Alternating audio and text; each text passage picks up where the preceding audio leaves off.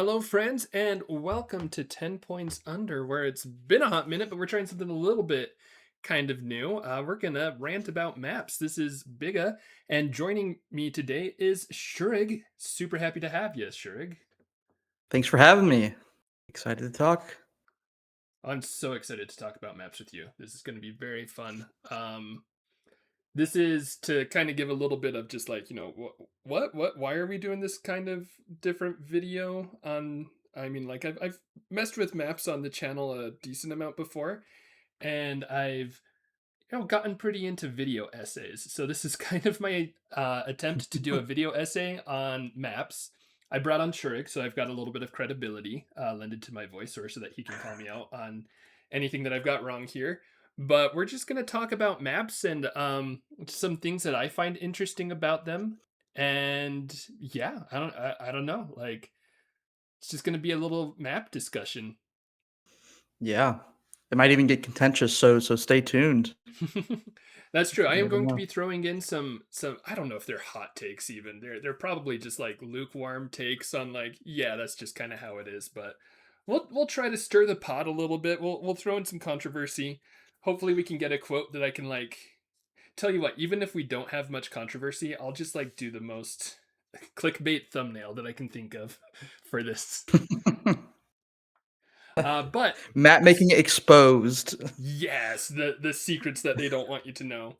But to get Right. into the topic of what we're looking at here, so this is the formal title of our discussion here is an exhaustive map rant wherein the host demonstrates the type of maps, the strengths and weaknesses of said types of maps, the reasons for which each type of map may be preferred, and puts forth an argument for hex maps, why said hex maps are often controversial, and why said hex maps get more flack than they deserve contrary to the strengths of gameplay which they provide. That is my full title there. A modest proposal. Although I should have thrown in a modest proposal for why hex maps are pretty dope or something like that. But we're essentially talking about hex shapes or map shapes, not hex shapes. Hex shapes are hexes, obviously. hmm But yeah, so the reason why I brought Shurg is sorry, in on this is because you probably a good while ago. It seems fairly recent, but this was probably like years ago, I'm sure. But you came up with like map categories based on the shape of the map. And this was, if I remember correctly, when again, I'm probably getting my timing super messed up, but there's been a lot of like discussion about like hex maps, especially as they've become more popular. And then you broke out this just kind of like categories of like types of maps or map shapes, and how you categorize them. And I thought it was really interesting. And I've probably spent way more time thinking about these categories just going off of that one comment that you left on Discord that I had to search up to find this. But like took up way too much brain space for me. But I'm like, yeah, I like this. I think it's a cool topic. So actually, I'll let you if you want to. Do you want to talk about the map shapes and the categories and how you break them down into them? Yeah. It really kind of came about when I sort of got back into map making and I was talking to a lot of map makers, Super Frog, Vidar, who I play games with regularly. Just trying to classify maps because we're Heroscape nerds and we want to put things in little boxes. Hmm. I thought that it might be helpful to just kind of analyze the kind of maps that we see, at least in modern competitive formats. The majority of those maps end up being fitting into three different shapes. And then there are subcategories that can fit into these shapes. So the first shape is a shard slash boot map. That is a map that just kind of uses the 24 hex start zone uh, because it's very simple. You just that's the size of that's the amount of hexes that the standard competitive Heroscape start zone is, and the way it changes the map. It plays differently from the others. The hex map, which we is kind of the main subject of this discussion, straightforward. It is a hex-shaped map. It usually has a 3-row start zone that is 7 in the first row, 8 in the middle row, and 9 at the front of the start zone. And then the chessboard map is just the more the straight boxy shaped maps. They're kind of similar to hex maps. Like you can see there are maps that can almost fall into both hex and chessboard maps. Um, but are the main difference between them is that uh they don't like go they don't jut out as much as hex maps do Mhm. at near the glyphs. Um, and then the other categories we have rotational symmetry. That is the most common type of symmetry you see on a map. Basically, if you were to cut the map, it's kind of hard to describe without a visual, but if you were to cut it diagonally, it would be and you flipped those would be those would look the exact like those cuts would look the exact same. Mirror symmetry is a map that is cut from like the glyphs. So if you split the map, I guess hamburger style, it would be Yes. symmetric. Asymmetric, pretty self-explanatory. It there's no symmetry, no like distinct symmetry. Scatter start zones, those are maps that the start zones are split up. And then there are other variations of all these that we can get into because not Yeah. everything fits in a neat little box. It's true. Yeah, you've always got people who want to break the norms, and that can be very fun. And I think there's a lot of value to that as well. But yeah, like you mentioned earlier, and I'll just kind of like echo. So the categories are pretty fluid, right? Like you can have hex chessboard maps, you can have hex asymmetric or hex mirror symmetry or what have you. So we're not trying to shove everything totally into a box. We're more just kind of looking at like where the natural kind of lines have formed. Not to say that one map is categorically, I mean, I guess you could have one, like a map that is definitely a hex map and also rotational symmetry, but that doesn't mean they'll all fit into one or the other. um but yeah, so we've also got some examples to kind of bring it up. So the shard and boot map, with a couple of examples here. So you've got those deeper start zones. Um, you've got kind of like the shard shape to the map. This is actually the type of map, because I've kind of thought of like chessboard and hex shapes before I saw your post. I'm like, yeah, I feel like those are kind of intuitive terms, but I basically had like the hex maps, the chessboard maps, and then the weird maps, like the other maps. So the shard and boot was like the most helpful for me when I first read your categories, because yeah, so you got like that boot shape of the start zone. If you're looking at like turmoil here, you've got it looks like a little boot there. It's a cute little boot.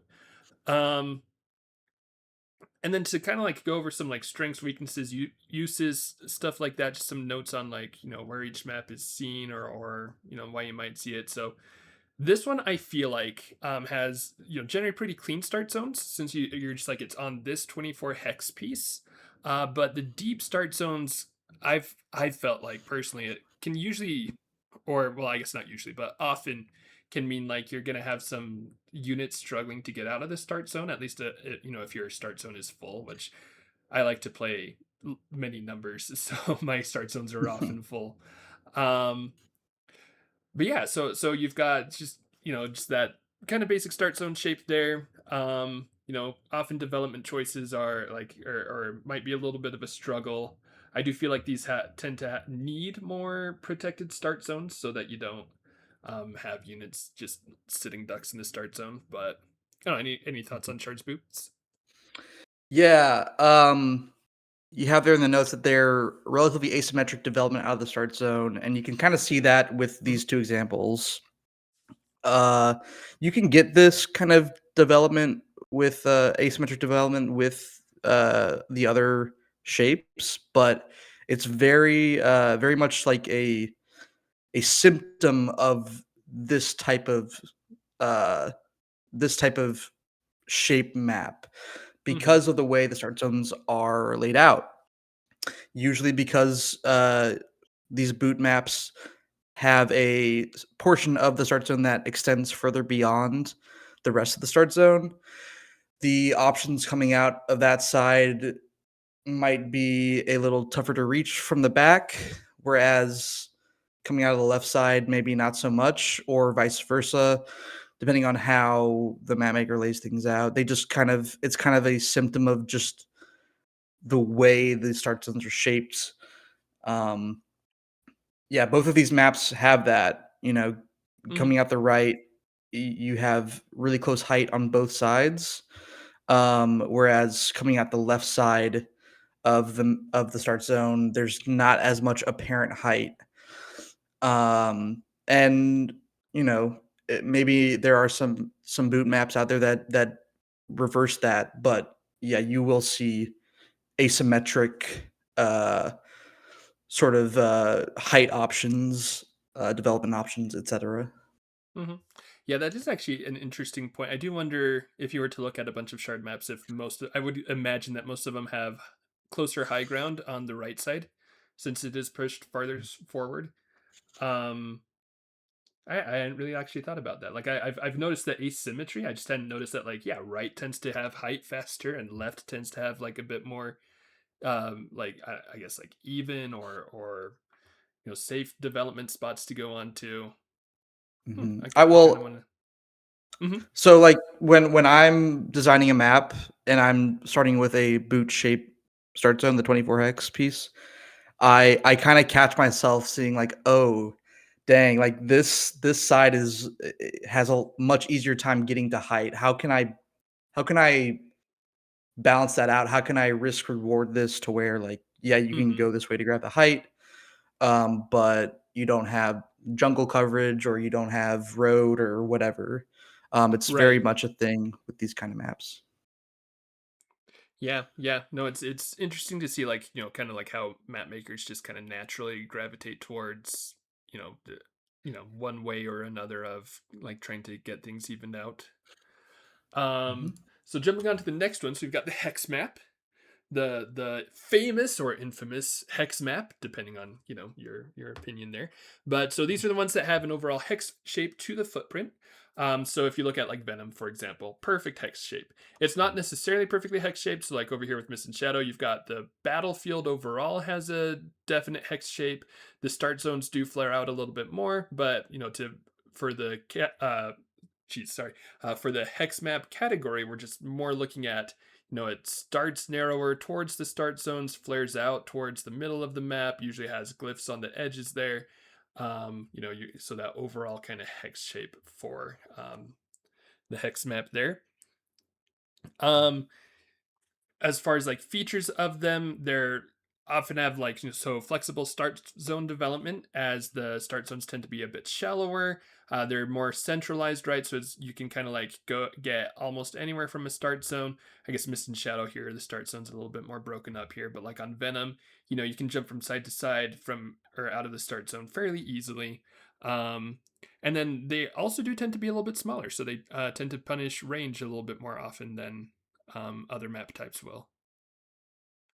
Yep, and I love that the two map examples are from Flash because Hmm. he wasn't the first person to make a hex map. Um, coming when I started making maps, the first person really to do that was Rednax. Run next. Yeah, that yeah. Um, he's not super involved in Heroscape as far as I know. He certainly doesn't make any maps now, but he was the kind of forefather of like pure hex maps, and it was a really cool kind of innovative thing at the time.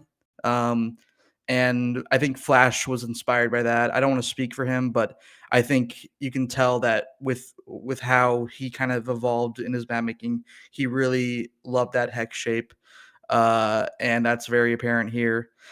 Yeah, Hmm. uh, hex maps are, you know, they're kind of like the pinnacle of or like the kind of what am I trying to say? The mascot, of competitive maps. Yeah. map shape.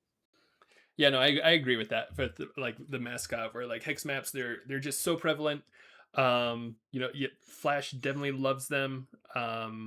He's made a lot of good hex maps, and they've gone. I feel like really up and down in popularity. Like because like you said with Rednax, when Rednax first started it, I think people were kind of like, oh hey, that's cool, that's fun, that's a really cool concept. And then as like more and more came out, people are like, I feel like for players kind of generally, they have a kind of personal journey with hex maps where like you see the first one, you're like, oh hey, that's cool, that's pretty fun, and then you see a lot of them, and you're like, okay, I've seen the hex shape before. So and then it like kind of falls off there, and then maybe it comes back, maybe like for me for example, it's come back, and I'm like, hey, hex maps actually they're pretty awesome. I enjoy it, but we'll get more onto that little side tirade here in a little bit. Last overall map shape that we're looking at, the chessboard maps. Actually, I do really like. Here's the thing: I'm kind of boring, and I realize this, but with like hex maps and chessboard maps, where you've just got like the straight line across for the start zones, that just makes me happy for some reason that I can't quite articulate. But um, so they're like hex maps usually have straighter edges. That's basically the difference. Is like, what's the difference between a chessboard and a hex map? You're just looking at, well, is it more square or more hex? And there's going to be plenty of maps in between. um in fact, you said that these are a subcategory of hex maps. I think it's worth Oh having their yeah. own slide to show off, but I can definitely see like going either way with the categories there. I think you can make the case that yeah, they are a subcategory. I think at the same time, even though I think it's important to showcase them separately because they are so different in appearance. Um, Hmm. they can do different things for sure. Um, but yeah, I think the main difference between a hex map and a chessboard map is that you can actually change the direction that the hexes are facing on chessboard maps, whereas Yeah. with hex maps you can't really do that. On these two examples, they're you kind of have diagonal development, but on some chessboard maps, you can have it where like the hexes are just like into the middle of the map to the next start zone. They're just straightforward lanes of development. Hmm. Um, Yeah, I should have gotten a straight on one. I think we've got no, an it's example coming up we later, probably have but some. Yeah. yeah, just so we can showcase that. But yeah, no, I totally agree. We're like, having that kind of flexibility to go either way with are you gonna go with the diagonal or how do you explain that? The straight on hexes or the diagonal Yeah. hexes as you go start zone to start zone. So I was talking to Vidar about this because he was the one that initially brought this up. I hadn't even really considered this until he mentioned it. But yeah, you can have hex direction, which is either Hmm. diagonal or straightforward, like just uh, I don't know, orthogonal. I guess is the proper term. Orthogonal, okay, Uh, yeah. so like on most maps, like these two examples, you can't move straight forward. You have to move left or right, Right. but there is an orientation where you can just go straight. Um, and you can see that from glyph to glyph on both of these maps. Well, Fulcrum doesn't have glyphs, but if you're moving from one of the rock juts on Fulcrum, it's a straight path. Hmm. Yeah, which I think that's a whole other rant. I could go on a whole other rant on Yeah. like the orientation of the hexes, and like like for me, I mean, both have their place. My hot take here is that I kind of like the diagonal, or where you have to kind of like sidestep, just because I don't, for some reason that feels more natural to me. But that's a pretty weak reason. But anyway, that's a whole other thing. Let's jump into some subcategories here. Sure, you were talking about rotational symmetry maps here. Do you want to take this one? Sure. Yeah, so these are the most common uh, type of map that you will see in competition. It's usually either rotational or mirror symmetry maps. Um, but rotational symmetry literally is just a map where the symmetry rotates around the center of the map. There are usually different approaches to either side. You can see that with Percolator. You can either jump up onto that level 3 immediately, or you can walk through the jungle bushes on the level 2 on the left side there. That's a great example of a map that has different kind of development options. Hmm. And then we have my map here where you kind of have the choice to uh, go through the left side around this kind of big castle wall, or you can go through the center on the road, or you can hop up on this right side here where there's a kind of a 3 hex of level 4 rock that you can kind of just hang out on. Um, but yeah, the rotational symmetry, it's everywhere. You have if you play Heroscape, you've probably played on a rotational symmetry map. Um, yeah. Hmm. Yeah, yeah, and I think it's like the easiest way to do symmetry, especially with the. I feel like it's the 24 hexes, since those are all the exact same like footprint. It makes rotational symmetry a lot easier to do as opposed to mirror symmetry. Which actually, let's jump over to mirror symmetry real quick, and we can talk about that as well while we're at it, and then just kind of like compare and contrast. So mirror symmetry, this is basically as opposed to rotational symmetry where you've got like, your right side is the same as your opponent's right side and your left side is the same as their left side. Here, you've got like basically the map is kind of oh geez, how to explain? Look at the picture. You Well, you can see it. yeah, it's mirrored. Yeah, yeah, it's a mirror, where like your right side is going to be the same as your opponent's left side. So like on Olympus, for example, you've both got the lava 7 hex on that same side instead of like you get one over here and your opponent gets one over there. Um, so you can get these kind of more. I feel like they're slightly more dynamic maps generally. It depends highly on map maker, depends highly on the map individual map, um but you can see like you'll have like north and south similarities instead of just like kind of your approaches being the exact same there. And like I do feel like these ones are this is kind of gut reaction. I feel like these ones are a little bit easier to have be just like imbalanced.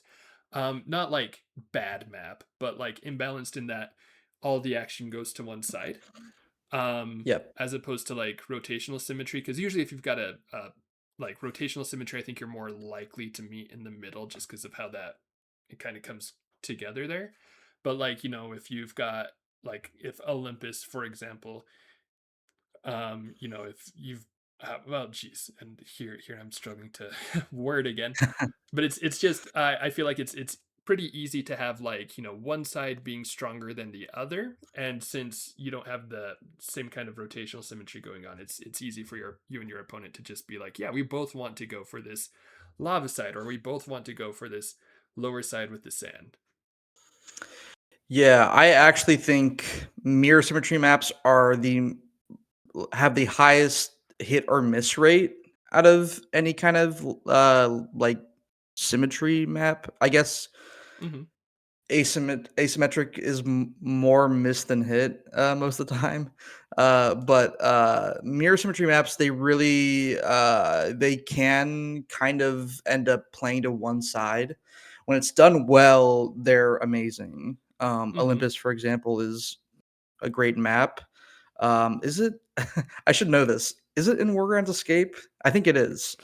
I'm not Um, sure at this point. I don't uh, know. I believe it is a War Gun Skate map. I should know that. I'm pretty sure I voted on it, and it has it just does that just does mirror symmetry right. Uh, Hard to kind of summarize that right now, but if you've played on Hmm. it, you kind of get the gist. Another thing that I will note um, is that I think mirror symmetry maps they rely on glyphs more than Hmm. any other kind of map. Um, because if you have a map where you kind of want to go to one side, like a mirror symmetry map, if the glyph on that side is really strong, then yes, that could kind of ruin the gameplay of that map, and you will just be playing on that left or right side. So usually with a mirror symmetry map, compared to like a rotational symmetry map, where you want more balanced glyphs, with mirror symmetry, you almost want the opposite. You want a strong glyph on the weaker side and a weak glyph on the stronger side of the map. Hmm. Oh yeah, yeah, I totally agree with that there. Where like I feel like mirror symmetry, you probably really don't want to just be doing random glyphs on, because it'd Yep. be very easy to put like, put Valda on one side and all of a sudden that's like the only part of the map that matters.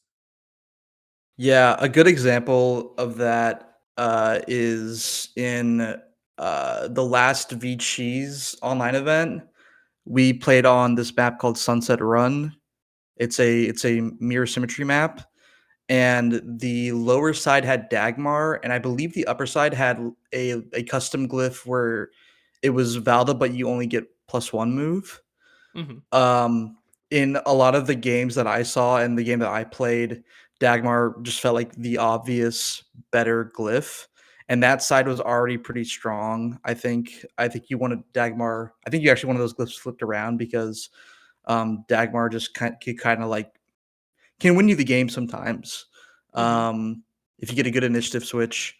But that uh, so I think the glyphs matter a lot, and I think they need to be considered more when you are selecting a mirror symmetry map for a tournament.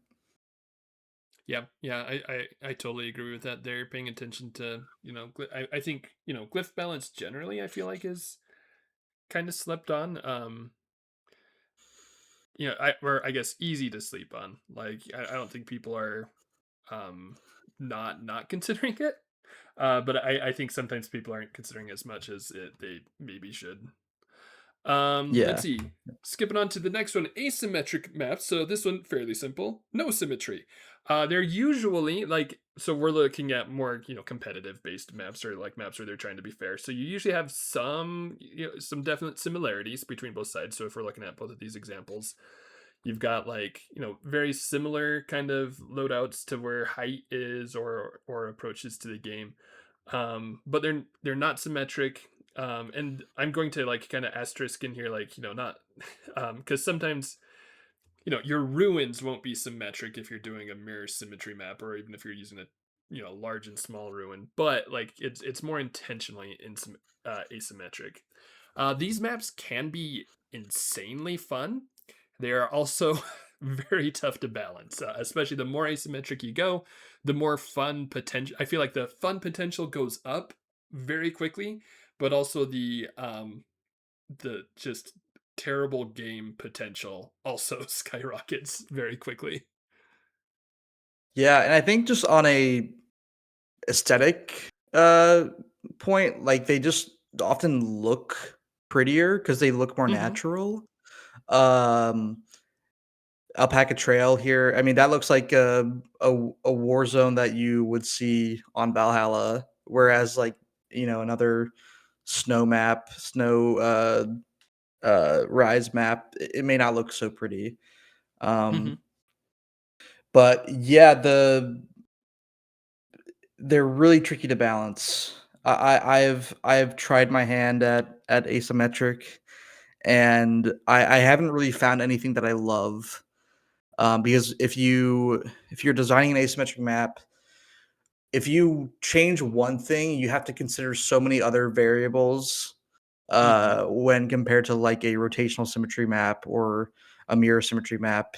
Like one hex moving here means that this side could have way more of an advantage compared to the other, or if like the shape of the start zone is different, that one side could have an advantage because of that. Um, so it is no small feat to try to make an asymmetric map. there are very few asymmetric maps that I would consider playing in a competitive format. Hmm. Um, and uh, I don't think that's a hot take. I don't think Just so. based Unfortunately. on how many asymmetric maps we see in rotation. Um, Yeah, like I think that's, I mean, yeah, I think people generally want to see really good asymmetric maps, but it's just so hard to get a good one. Like I can't think of any off the top of my head that, I mean, like Subduction, for example, is Subduction's a pretty good map, but even still, like the one or two times I've played on it, I've just been um just left wanting more. Basically, there've just been like, small things, right? It's just easier to find things where it's like, well, this is like way better for my opponent or way better for me, or yeah. even though it feels very natural. I actually, I don't know if this is similar to your experience at all. I've tried to make a couple asymmetric maps, and I feel like every time I try to make an asymmetric map, as I'm like tinkering with stuff and be like, okay, well, in order to balance this, I need to like do something over here, and then I need to tweak this over here, and I need to tweak this over here, and like Yep. as I make those tweaks, it just becomes more and more symmetric, and I just end Yep. up with a Yep. symmetric map. That is 100%. You're 100% valid in that experience because I have experienced that exact same thing. Um, Hmm. I I brought an asymmetric map to Game Bear, who is kind of like the person that you want to go to when it comes to asymmetric maps. Hmm. And he gave me some feedback, and I was just like, man, if I even out these start zones, it's gonna like I'm just gonna have to make this a symmetric map. And I made a draft that was symmetric, and I was like, why does this just feels better? Like, So much easier. yeah, yeah. It's Um, a good asymmetric map is just, it's the map maker's unicorn. mhm, absolutely. All right, let's jump over to split start zone maps. I also really enjoy split start zone maps. So these are going to be start zones that have spread across the map. They can be scattered, they can be more uniform, but I would just kind of asterisk here, like the separation is an intentional feature of the map. It's not like you've got like a chessboard map and like, oh, you've got one line of water that separates the start zones. Like, yes, that's technically split start zone, but I so, and that's where you get a lot of gray areas with these two. But like, with these two examples here, you've got very intentional splits where that's going to impact a lot of how you approach the map.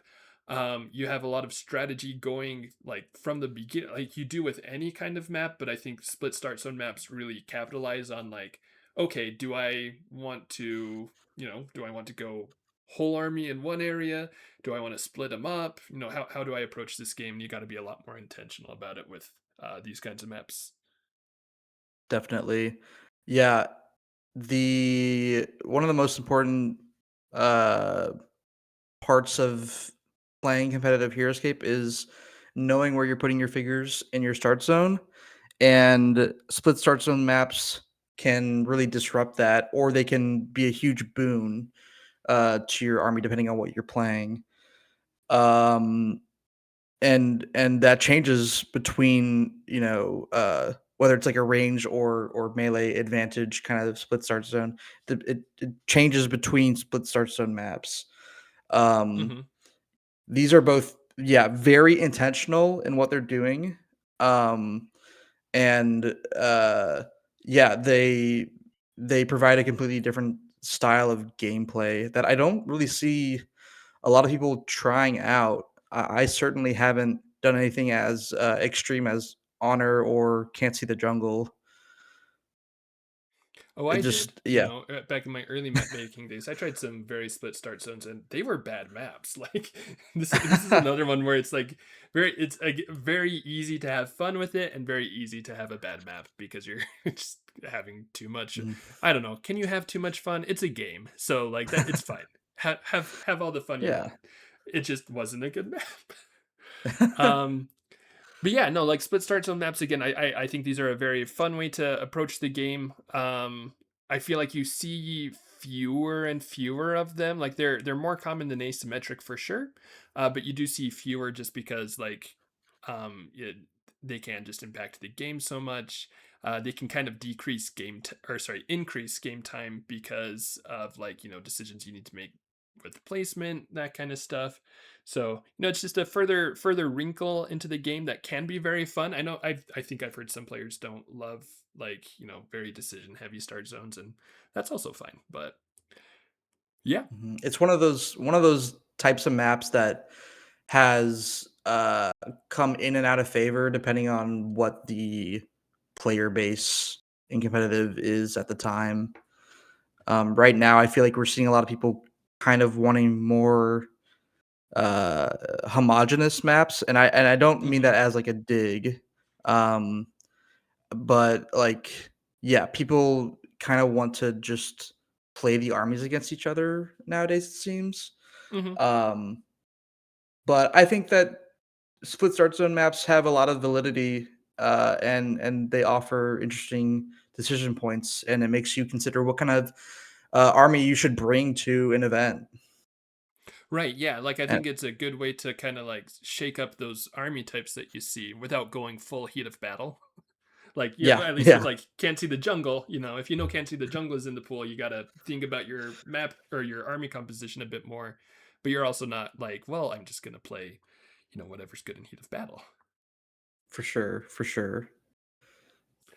All right, let's see. We've got final category for other maps.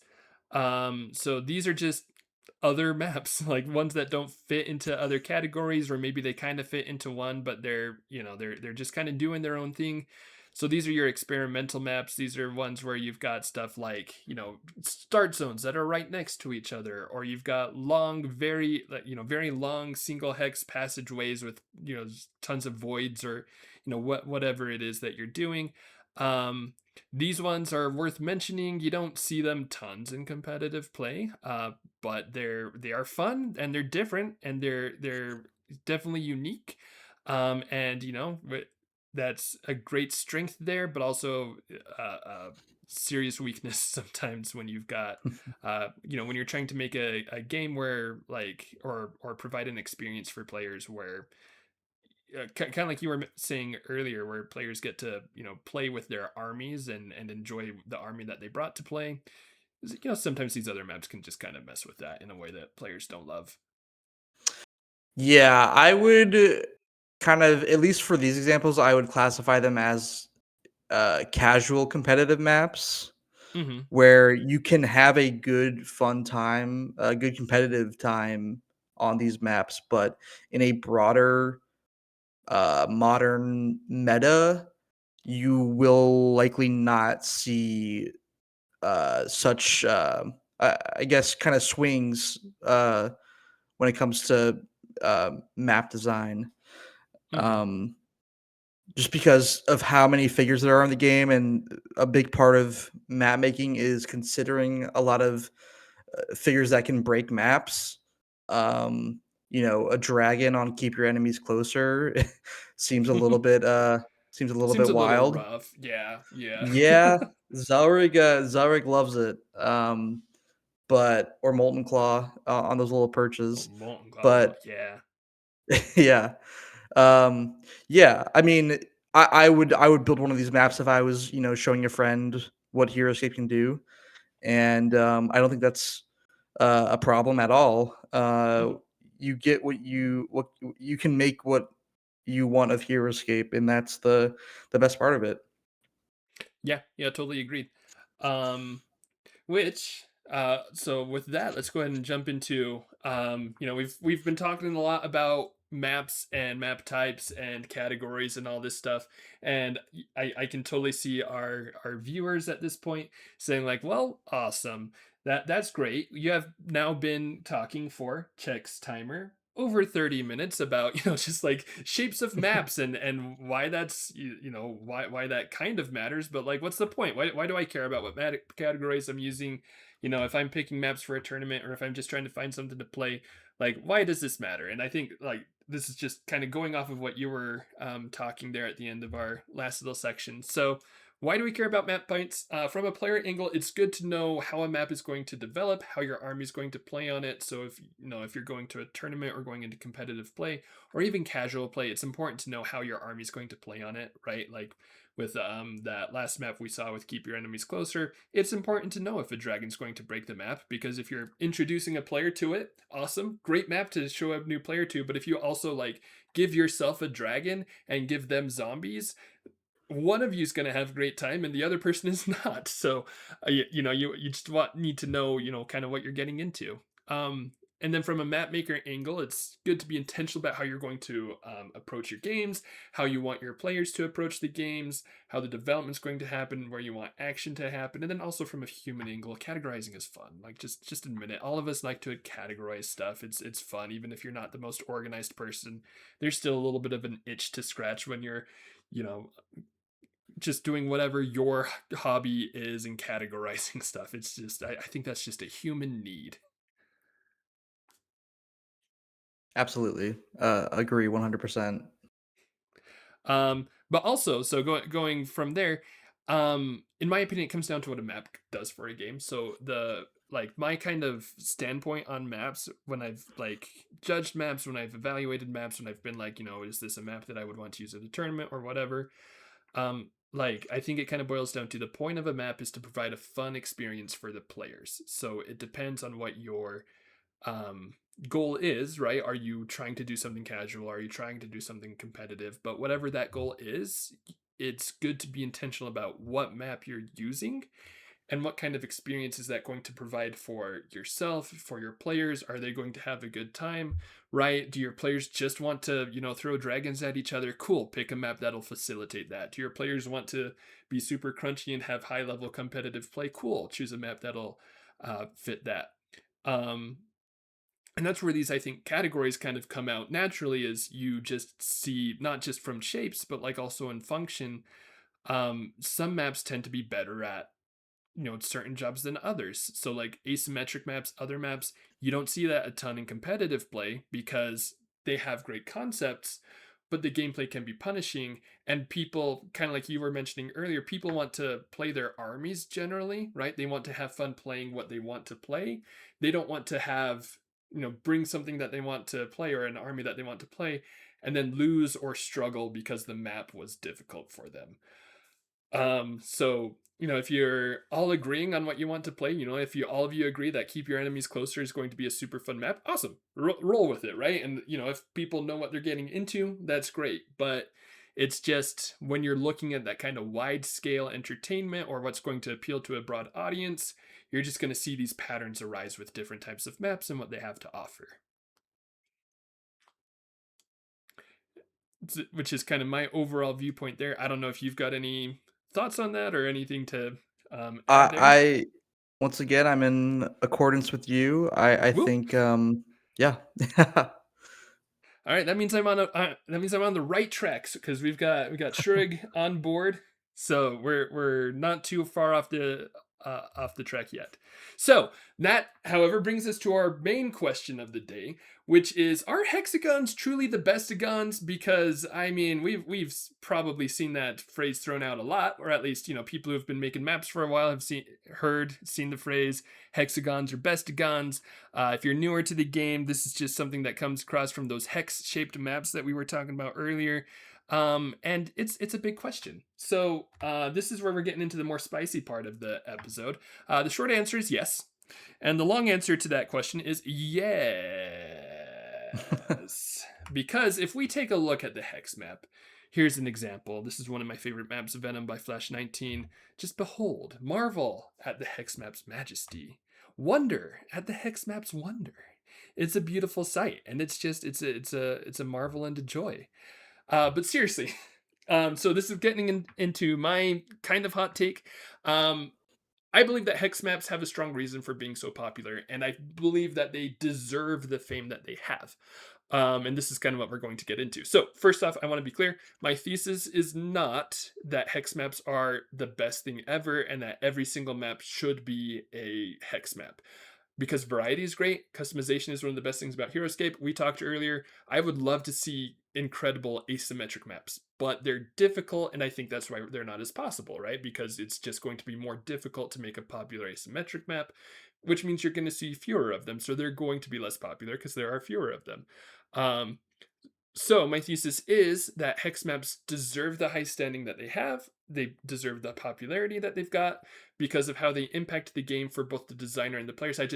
My thesis is going to be that I think it's natural that hex maps have risen to popularity and that they're one of the top tier shapes, or I guess arguably the top tier shape as far as maps go, because of certain things that they do for the players, for the map makers that we'll go into here in a second. But do you want to argue with any of my hot takes yet? Um, I'm actually gonna agree and say that yeah, they oftentimes hex maps provide some of the best gameplay out of maps that we have today. All Um, right.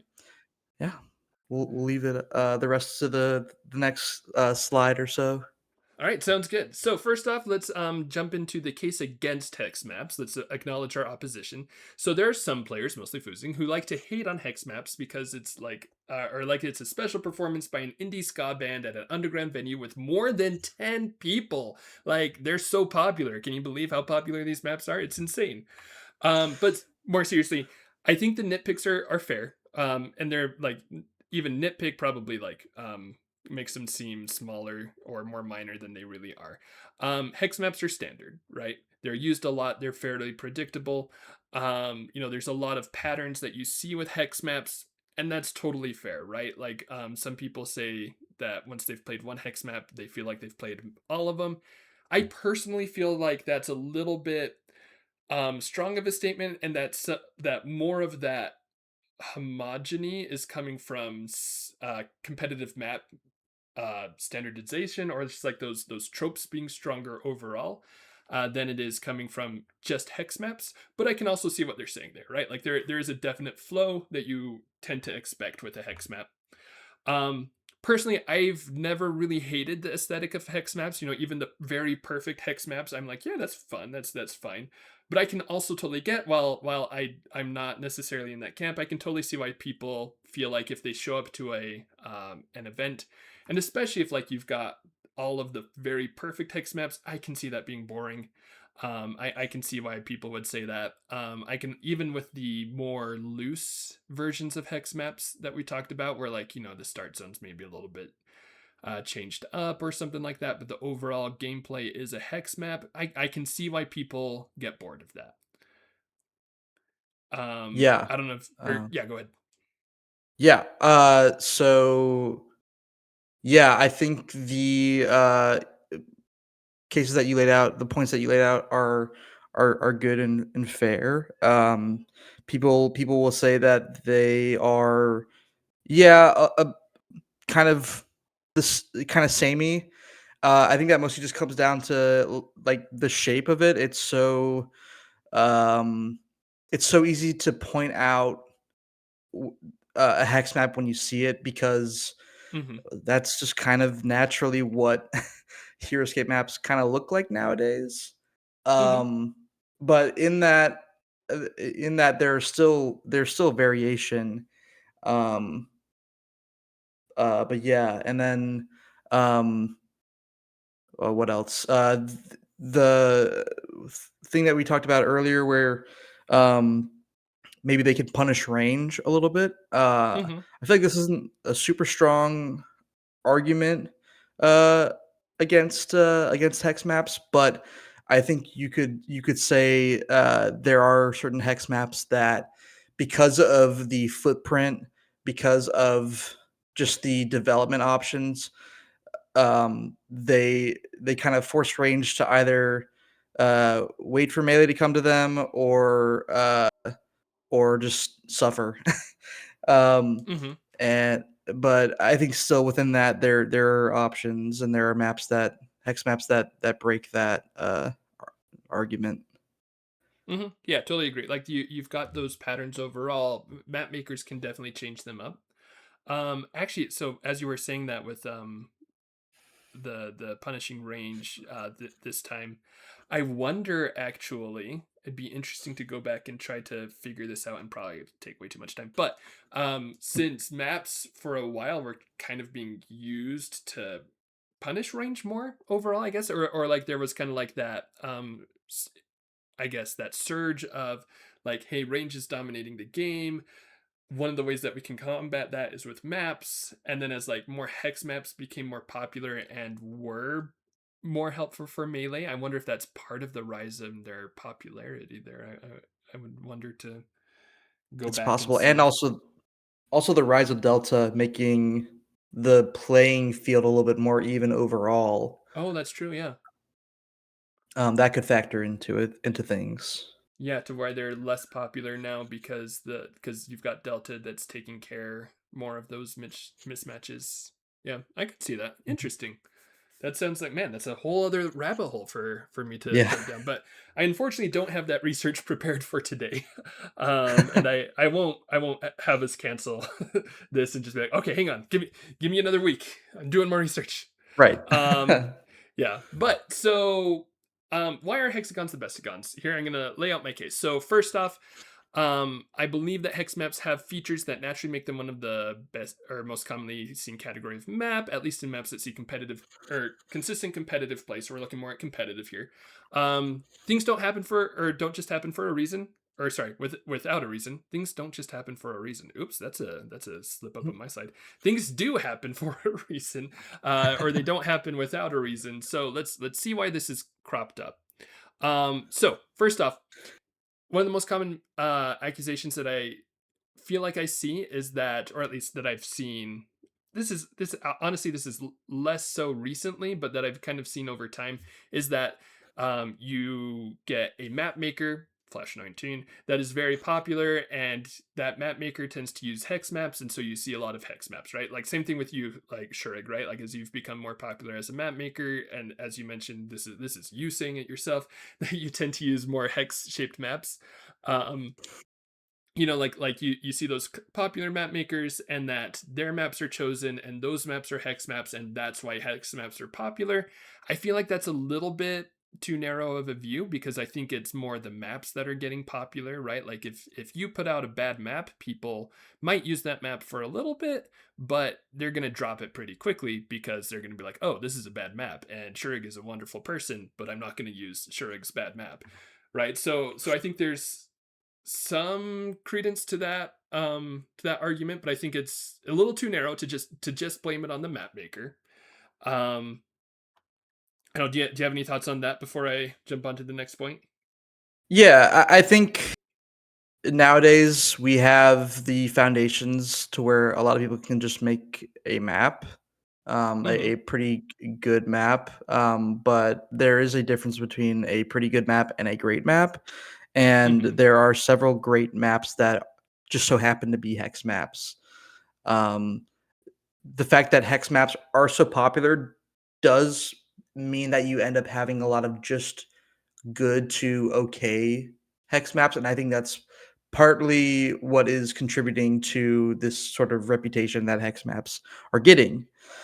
Um, Mm-hmm. No, yeah, I think I've yeah. yeah, I've just seen a lot of maps recently that are just kind of like, okay, this is a map, but it's not doing anything um that special. I guess not to be too harsh, but yeah. No, I think that's totally fair. I totally agree with that. I hadn't really like thought about it like in so many words as much, but I definitely agree with that. Where like you've got a type of map that's popular and it's got a lot of hits, but that also means it's going to have a lot of misses. And I think it's probably totally fair if like some people have played on a lot of misses and been like, I don't see the appeal. Like, why? Mhm. I've played on a couple hits, but I've also played on a lot of like less than great versions of this map, and so why is it getting so much popularity there? I think that's a totally fair point. Yeah, and I think, Or sorry, go ahead. even on the inverse, like, you may or may not, remember a map that wasn't hex shaped more than a map that was hex shaped, like, being better, or you might even have a lower bar. for a map that isn't hex shaped. Oh, But that's yeah, fair. Yeah.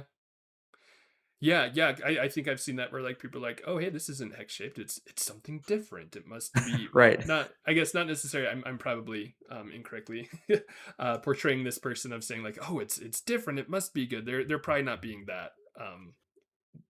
that generous with their assessments, but it is true though. Like if you see something new, it is Mhm. kind of a breath of fresh air. Like anytime I see an asymmetric map, I'm like, ooh, something cool, and I want to play Yeah. it, and then I play it and it's not great, and I'm like, oh, what a disappointment.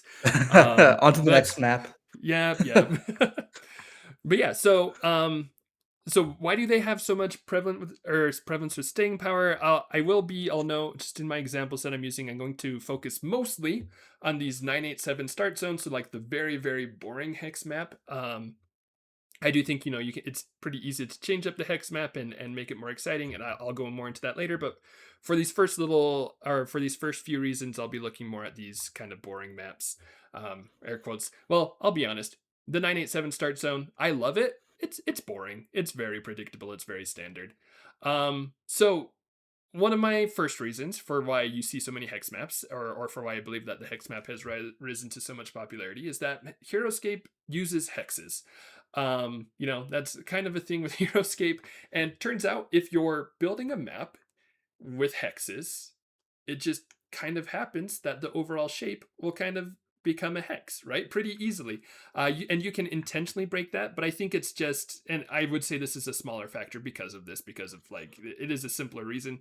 But it's worth noting that when you're using hexes, things can just kind of naturally fit into that hex shape, right? If it was a grid based game, maps would kind of generally tend towards a grid shape. So I think that's just a notable first reason, uh, you know, simple reason, but a notable one of like it's a hex shaped game. You're gonna run into hex shaped maps. Pretty simple, Yeah. but I don't Yep. anything to yeah. The just the simple geometry of the game influences what you can build, and same thing with the pieces that you're given influence what you can do with the map. So Hmm. yeah, I think a lot of times you do end up with those shapes, and and that's just kind of the nature of Heroscape. Hmm. Like I would kind of to pull on the thread a little bit more. We had the boot maps earlier, or the shard maps, which largely arise because of the 24 hex tile. I think if you didn't have that specific shaped tile, you would have much fewer shard. You'd probably still have some Oh shard yeah, maps, but much fewer because it's just not naturally arising out of what you've been given. for sure. I totally yeah. Uh, yeah, we probably wouldn't even have 24 hex start zones if we didn't Yeah, have the probably. boot. Hmm. Yeah. Mhm. So let's go into a little bit more depth here. So, hex maps allow for easy development. So, if we're taking a look at Battlefield 23, this is another one of my favorite maps. Um, so, with a hex map, you usually have these shallower start zones. It's not like, chessboard tends to be like the 2 rows. Hex maps tends to have the 3 rows just by like general patterns. And personally, I think 3 rows deep is perfect for a map. That means figures in the back can still get out pretty easily, right? There's usually level 2 close enough, or at least safe spots to run to, where you can move from the back and still get into a meaningful spot. It also means with these, because it's not just shallower, but it is also narrower, not like super narrow, but it's like close enough together to where, like, say you set up a map and you're, being you're not being the player who's like, how is my opponent going to set up? And then I will counterplace. You're just kind of like setting up, like, okay, this is how I think I want the game to go. And then you look across the board and you're like, oh, I totally set up wrong for what my opponent is going to be doing, and I now have to react to that. The Mhm. hex shaped map, since the start zone is a little bit narrower, it is easier to get maps from one side of the start zone to the other side of the map. You're still being punished for making a misplay, right? So it's not so easy that there's no punishment if you predict things wrong, but it is easy enough that it's not going to totally decide the game by itself, which I think is a huge plus because, like I don't mind being punished for my misplays, it does feel bad if I make like one mistake and then I just can't lose the game or can't win the game from that point. Feels really bad if I can't lose the game from that point because then it's like, what kind of mistake did I just make? But um, like I like having some forgiveness, right? Like you should still be testing skill for sure in Heroscape. I love skill testing, but I also at the same time want there to be ways back into the game for players. If you made a start zone mistake, I don't think that should be the end of the world. And so, like, if you're looking at this one, say you're trying to get from over here on the right side of the start zone over to the left side, you can pretty easily jump to jungle, you're safe. Jump up to height, you're safe. Next turn, you're in the action and you're able to get into things fairly smoothly. And it just kind of like gives a good flow for the game there. Yeah, I think that's the case here with hex maps for sure, and chessboard maps, which are secretly hex maps. Uh, Yeah. eh, um, you can often kind of make up for some minor start zone uh, missteps, just because they are so kind of forgiving. Um, Obviously, this can change if you are playing on a split start zone map, as we Mhm. kind of discussed. Um, but yeah, the the way they're set up allow for that kind of that left right movement naturally out of the start zone. So yeah, if you got a guy all the way over here on the right, but he needs to get to road, you got to make up for it, but he can get there. Or yeah, he has other options basically. Mhm. Um, Yeah, and I would say this is one of the like larger reasons that hex maps are popular. It's just because I'm guessing, not that I'm thinking that people are thinking this much about their start zones and their development necessarily when they're looking at the shape of a map, but I think that's just kind of been one of the natural things to where it's kind of risen in popularity is people just feel like they're not getting punished as much on a hex map, and they like that feeling because people don't like to be punished. It's a weird thing, but being a teacher has kind of taught me that. yeah, I sure sympathize with that. Mhm. Let's see. So, kind of building off of that. So, hex maps have an intuitive game flow, in my opinion. So, I would call my shot here as this being the largest reason why hex maps have become so popular.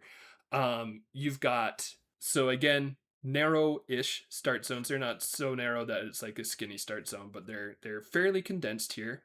And then the map, the hex map or the I don't know, telltale hex map feature is that it flares out from the start zone to where the action is taking place. Um, and this, to me, I think is a very intuitive start or game flow because you're starting in one spot, right? But then you spread out into the action, and so you're able to place fairly easily. Again, right? Like placement. There's rewards to placing well, but it's not the end all be all. It's more from there you get to choose. Okay, am I going to develop center? Am I going to develop left? Am I going to go right? It's more natural to spread out as you start to interact with other opponents' figures. Because if like in your start zone, yeah, sometimes you're playing in your opponent's start zone, or you drive all the way back. But really, most of the action is going to happen towards the center. So it makes sense, kind of naturally, I think, to have less room to work with towards your start zone because you're not having figures interact with each other as much. And then as you get to the center and have more interaction between figures, that's where you need more real estate. And so that's where there is more real estate on the hex map. So, and again, going back to like my kind of overall view on maps, where like a map is just a tool for you to be able to have your armies interact with each other, or like a tool to play the game there. I think it's kind of the natural shape that arises when you're like, okay, I'm not interacting with my own army, so the start zone doesn't need to be huge. I'm interacting with my opponent's army, so that's where the real estate needs to be. And so I think that just kind of like naturally happens. I'm using natural a lot. It makes me feel like I'm using it probably too much, but um, I don't know. That's just kind of my thought there. No, I'll let you try to bail me out a little bit no, if you no, no. can. That makes sense. And actually, the way you've described it, I haven't really considered that. I feel like at least you described it in a way where it makes it, obvious to me now, because yeah, you can when you're playing Heroscape, if you're somebody who has never played Heroscape and you're watching this, first of all, Play uh, the game. It's great. play the game. But you can move through your own figures as long as they're not engaged. So yeah, the real Hmm. estate coming out of the start zone doesn't matter all that much. Um, you want the area where the action is happening to be kind of the biggest part of the map.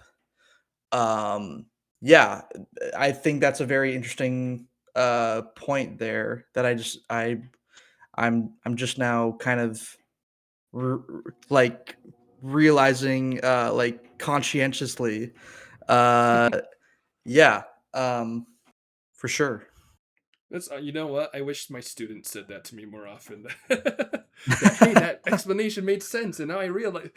But no, like that's honestly this reason is kind of the main thing where like as I've seen the arguments about like hex maps and why they're like they're good or their popularity is overblown or stuff like that. This is the main reason that I think of like no, they just make sense. Like when you're playing the game of Heroscape, that's the flow that you want your battle to take. You want to flow out into the action, and then like you don't need as much room, so it's like more economic. I don't know. It just kind of fits for me. Feel free to disagree. I like you or anybody watching. I'm happy to hear your takes on the other side, but this is just kind of like how I've always envisioned this with hex maps. No, that makes perfect sense. You're not gonna catch me disagreeing here tonight, at least. Woo! I got at least one judge on my side. Now I need to go secretly take over the rest of the WASP judges. All right, let's see. So they also, I feel, allow for plenty of innovation while delivering on a solid pattern. So you've got that pattern that we've outlined, right? Like they've got a solid pattern. It works for the game pretty well. I also feel like there's a lot of accusations. In fact, we talked about this earlier that they're boring and predictable. And I agree with that to an extent. I think you can see very similar hex maps, but I think that just because you've seen one hex map does not mean you've seen all the hex maps. If that kind of makes sense, to get a little bit more into detail there. Um, like you can for sure have similar height setups. You can have similar developments, and you can have hex maps that are going to feel very much the same. I think that's true of any type of map, though, especially in modern map making or at least modern competitive maps where there is a lot of homogeny. I think you are going to see a lot of similar patterns, and the hex map, being very much built on a pattern, I think you will see a lot of homogeny more often. But I also, at the same time, believe that good map makers can easily take the hex shape and take its benefits, but still innovate within that and, go from like, rotational symmetry to mirror symmetry, even, right? Like that's enough of a change to be like, oh, okay, now I am playing something a little bit different here. Now I do get to play a different game on this map. Um, and so I just think that I think it's a fair accusation, but I think that especially with good map makers, it's like I personally at least I think there are plenty of hex maps where it is still changing up the pattern. It's still giving you a cool new play experience despite, falling back on similar tropes. Yeah. Um, you can have a map with the exact same shape, and you can have mm, probably billions of different permutations of what that map can look like when it comes to gameplay, layout, um, type of terrain that you're using. Hmm. It's very easy to create something new within a certain boundary of map shape. Um, like I only have two maps that are purely hex shaped, and they are completely different from each other. They don't use any of the same terrain, and they gameplay is completely different. Uh, you can and that's the case with a lot of Flash's maps. He has Hmm. I don't know how many hex maps do you think Flash has? Like So a couple dozen? I mean, he's got Battlefield 23, so at least 23. At least I 23. guess that is Yeah. saying that they're all hex maps, but I would say yeah, a couple dozen easily, I think. Yeah, and they all do different things, and a lot of them Mhm. are just really good maps. Yeah, yeah, I totally agree there. I also, as I was just like kind of scanning through my notes there, I think also you do have a strength. So there is like the weakness of the similarity, but I think also there you kind of have a strength there to where like if you've seen that kind of pattern enough, even when you see something new, you can be like, okay, well, I know how these start zones work. So how like you can basically judge and be like, is this map worth playing on? Is it not going to be worth my time? And I think that's I I get kind of like another double-edged sword to where like you don't want a map to be so predictable that you know exactly what's going to happen before you like start your game on it, but you also don't want to be or I guess you want to be pleasantly surprised, but that can be difficult. You don't want to be unpleasantly surprised, and it is nice to be able to look at a map and be like, oh no, like yeah, I've Mhm. seen a map similar to this, or I've played on this shape of map enough to know that this isn't gonna work out, so I'm not gonna bother take time setting up this map, playing on it, getting halfway through a game, and being like, oh yikes, and then stopping the game and taking the map apart so that I can play a better game. Yeah. Yeah, I've seen, I feel like, at this point, I've seen enough maps, played on enough maps to where I can usually tell when a map is doing something new. Hmm. And, when a map is just kind of repeating the same thing. That's the case for any map, and especially hex maps.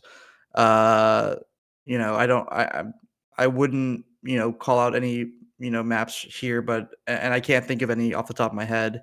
But you you as a map maker should always be trying to do something new with a map. Hmm. Um, so, uh do that. I kinda lost where I was going with that, but yeah, just do No, I like something. it. I like it. Just do it. Yeah, Nike swoosh. Hmm. Uh, yeah, um, and yeah, hex maps are there's plenty of room to continue pushing the boundary within the hex shape. Hmm. Yeah, yeah, I agree. And I think I'm pretty sure. Yeah. So this next one to build up on it. Now we're not looking at the same boring hex shape anymore. So I would also say that variations on the norm still exist. So we've so far been looking at the very standard hex map. You can split up the start zones, and then boom, all of a sudden you've got like more choice with the start zones. The start zones matter more, right? Where like usually with a hex map, the start zones are very forgiving. You can change that if you want to. You can throw in like whatever kind of terrain changes, like you mentioned. You can throw in whatever terrain types. You can do whatever hill things you want to. So just because it is one category isn't fully defining what this map is going to be it a hex map, be it a chessboard, be it a shard or whatever. Um, so you can have it taper out more, you can have it taper out less. You can do kind of like a I feel like I've kind of tried a mini hourglass shit, not like a full hourglass, because that would be insane to do with a Heroscape map. Oh, Like the yeah. full opposite of like gets narrower in the middle. That's but like you can have small divots towards the center, or like just because you're checking one visual box, you still have a lot of room to change things up. And like you said, right? If you want to do something new, or you should be trying to do something new, you should be trying to innovate, try to do something fun, do something that's going to bring people to your map, that's going to set it apart. So you've still got plenty of room to do that, even if you're like saying like I do like what the hex shape does. You don't have to be like, well, but if I make a hex shaped map, then that French guy's gonna just yell at me, and I don't know if I can handle that. You can still do what you want to do. I feel like with maps you can have your cake and eat it too. I think you can be that greedy. Yeah, and yeah, this is a good map to express that argument because it is mirror split start zone hex map. That's if you're Mhm. counting 3 different categories. This is kind of it's a lightly split start zone, but I would still call it a split Right. start zone simply because that top hex is kind of cut off by the jungle coming out of the start zone. Yep. Mhm.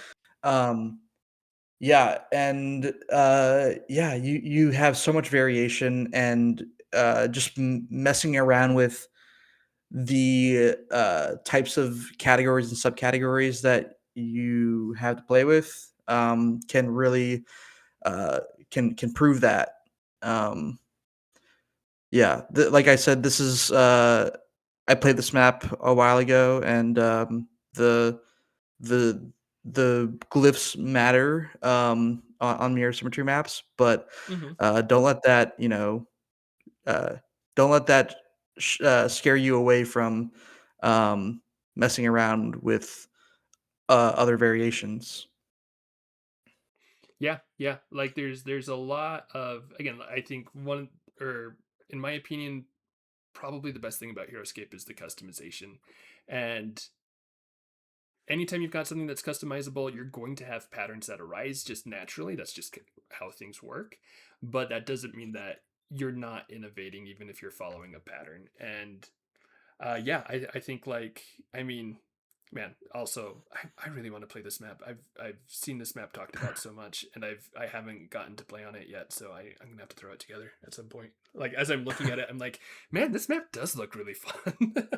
I just tried to Yeah. grab something different, but yeah, no, it's right. And like that's one of the great things about, whatever map type you're making. You can make something that's gonna look fun and that's gonna be appealing to, you'll find your audience. Hopefully, I guess you might not find your audience, in which case you made a lemon, and that's okay. Just try a new map. It's fine. We're all allowed to make mistakes, so Hmm. Hmm. get out there and do it. Yep. And so, in conclusion, hex maps are fun. That's a low bar. Heroscape is fun. So the map type turns out is just going to kind of complement the game. But they have a strong structure that I think often goes overlooked. I think a lot of the time the arguments kind of boil down a little too simply when looking at hex maps. So this is just a chance for me to run my brain and have Shurrig, I guess, agree with me about stuff, which I'm pretty flattered about. So that's great. Um, but I think that, like, if you're kind of like, I guess, from a wider view as well, even if you're not just looking at hex maps, I think if you're looking at maps, you're like, man, why is this so popular? I don't get it. Instead of like, change that I don't get it to be like, well, okay, let's take a look at it. Why is it so popular? What's going on with this map? What's bringing about its popularity? And I think you can find those reasons, and that's going to help you to become a better map maker. You can be anti hex map, that's totally fine. You can never want to make a hex map, that's fine. You do you, that's totally great. But I think if you're discounting the popularity and just being like, it's too popular, I don't want to be so mainstream, you know learn from it, learn what its patterns are, learn what makes it popular, and then just take the good. You can leave behind the shape, but look at what you want to do with your own maps, how you want to innovate your own stuff. And I think that's going to be more helpful to you, as if you're looking at, I don't know, being a little bit more generous. Not that anybody's been ungenerous. I don't know. I feel like I'm being accusatory now. I'm not trying to be accusatory. Yeah. This is just me trying to say, like, hey, it's a great game, and if the more you learn, the more you know, the more you're able to do with whatever you're trying to accomplish. Yeah, I completely agree. Once again, I think uh, the great part about map making is that we have a huge community that will help you with your map or just give you feedback. I may not always be available for feedback, but I'm always willing to look at a map and give my quick thoughts on it, and and really just um, it's okay to swing big Hmm. if you're a new map maker or if you're an old map maker. Y Swing big, and if it's a flop, then, try again. I have a lot of flops. But, I don't think I would be, half the map maker I am today without, listening to advice, not only from you, Bigga, when I was, getting into map making, and letting, kind of letting all that information sit. That was Yeah, a while ago. That's been a minute. whew, yeah, probably almost a decade Oh, geez, don't put it from like now. that. I know it's been I a while. know Don't put it it's like that, though. we're all Oh, getting it's old. We're true. all getting old. Yeah. But no, like Yeah, or sorry, go ahead. no, Or was that I okay? yeah, I've Gotcha, got gotcha. all. Yeah. Okay. Yeah, no, I totally agree. I think like, take the swings you want to make. Like I think like you said, I think I've learned a lot more from some of my big swings, putting together a map and being like, "Oh, this is going to be great." Like people aren't going to believe it when they see this map. And then posting it and then like nobody really likes it and then I come back 10 years later or however, you know, hopefully not quite that long, but come back later like, "Man, why didn't this map catch on as much?" And then I'm able to like see like, "Oh, it's like being able to see your mistakes and seeing where like things just aren't working out as well. I think that's a big part of being able to grow, and part of it is making those mistakes. We'd love to be able to learn without making mistakes in the process, but we learn a lot more from mistakes than we do from successes. So this is me Mhm. getting into teacher mode too much though. Yeah. But yeah, so let's see. So final thought there, should all hex maps be hex maps? Absolutely not. I love the variety. But should we be surprised when solid hex maps continue to rise? No, they've got a good pattern. That's just kind of how it is. But make the kind of map that you want to make, play the kind of map you want to play. Like, there's like so much variety in Heroscape, you can't go wrong.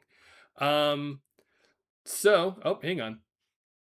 I'm gonna edit that out in You weren't post. supposed to see that. Yeah, you weren't supposed to see that. I'm gonna edit that out if I remember. Maybe I didn't remember. So with that, I mean, unless you've got any final thoughts you want to throw out there, that's basically what we've got. Yeah.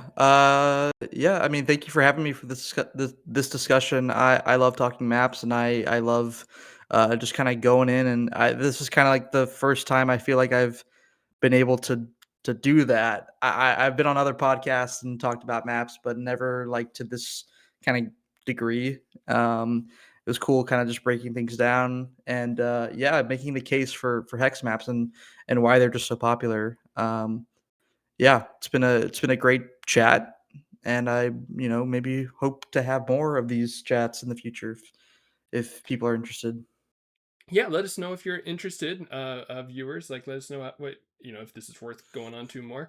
I've kind of thought about doing more of these map video essay type stuff, or kind of general. But yeah, it was great having you on. Thanks so much for joining us, Shurrig.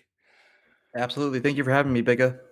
Of course. With that, we're gonna go ahead and call it. So everybody remember what a wonderful world it is that you live in, and this is going to be 10 points under and out.